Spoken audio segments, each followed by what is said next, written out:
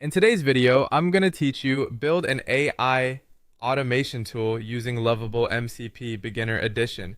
We're going to walk through the full setup process in a simple, practical way so you can understand not just what to click, but why each part matters. If you're new to Lovable or new to AI automation in general, this is a great place to start. First, head over to Lovable and either sign in or create a new account. Once you're logged in, open the dashboard and create a new project. You can start from a template if you want a faster setup, or choose a blank project if you'd rather build from scratch.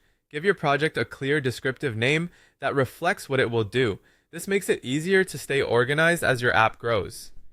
Next, start building your app interface. You can use Lovable's Visual Builder or rely on AI prompts to generate parts of the layout for you.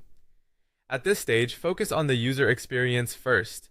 Add the pieces your app needs, such as forms, tables, dashboards, buttons, navigation menus, and data views.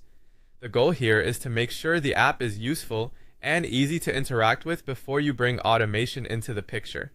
After that, connect your data source. This could be a backend, a database like PostgreSQL or Supabase, or an external REST API.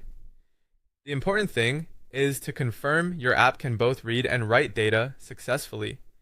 If this part isn't working correctly, your automations won't be reliable later on, so take a moment to verify everything is connected properly. Once your data is in place, open the project settings and enable agent integrations. This is the step that allows Lovable to generate an MCP server for your app. That MCP server exposes your app's supported actions as tools an AI assistant can use. From there, review the generated MCP tools and decide which ones should be available. You might expose actions like creating a task, updating a customer, generating a report, retrieving project information, or sending a notification.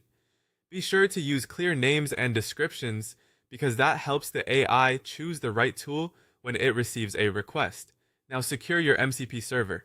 Configure authentication carefully, especially if your app handles private information.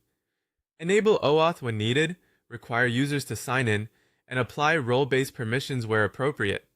Also remember that authorization should always be enforced in your backend, not just in the interface. Next, connect your MCP server to a supported AI assistant, such as ChatGPT or Claude. Complete the authentication flow and check that your MCP tools appear correctly in the client.